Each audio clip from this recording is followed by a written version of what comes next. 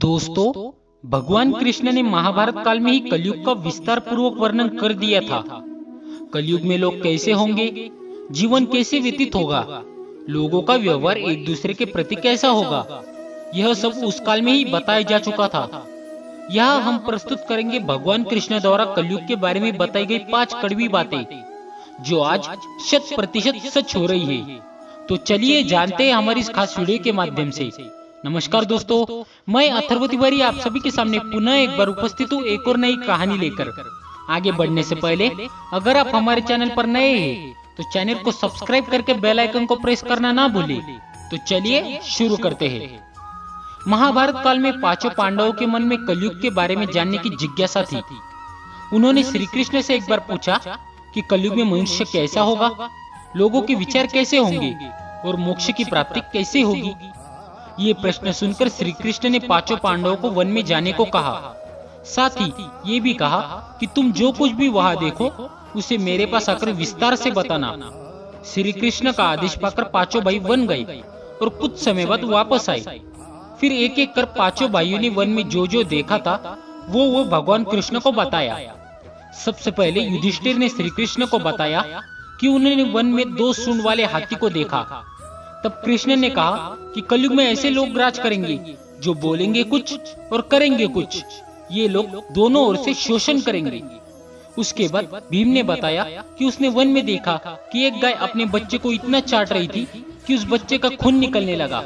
तब श्री कृष्ण ने इसका अर्थ बताया। श्री कृष्ण ने बताया कि कलयुग का मनुष्य अपने बच्चों से इतना आसक्त होगा कि ऐसी ममता के कारण बच्चों का विकास ही रुक जाएगा।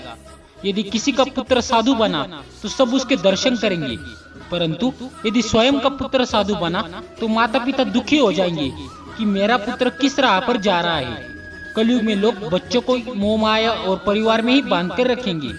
इस तरह उसका जीवन वही नष्ट हो जाएगा। फिर कृष्ण ने कहा कि तुम्हारे पुत्र तुम्हारे नहीं बल्कि तुम्हारी पत्नियों की अमानत है और पुत्रियां तुम्हारी अमानत है।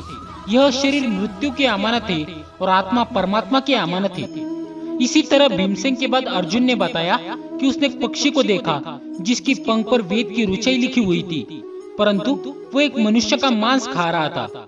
यह देखकर मैं हैरान हो गया।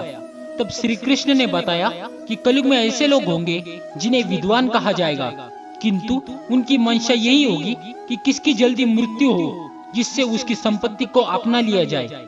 व्यक्ति का ओहदा चाहे कितना भी बड़ा क्यों ना हो, किंतु उसकी दृष्टि दूसरों की संपत्ति पर ही रहेगी। ऐसे लोग बहुत होंगे जो दूसरे के धन को छीनने को आतुर होंगे।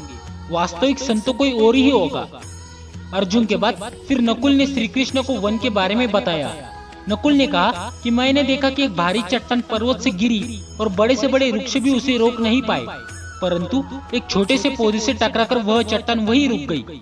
तब इसका अर्थ बताते हुए श्री कृष्ण ने कहा कि कलयुग में मनुष्य की बुद्धि क्षीण होगी, उसका जीवन पतन होगा और इस पतन को धन या सत्ता के वृक्ष रोकने में सक्षम नहीं होंगे, किंतु हरिनाम रूप एक छोटे से पौधे से मनुष्य का जीवन पतित होने से रुक जाएगा। हरि कीर्तन से मनुष्य की बुद्धि प्रबल होगी।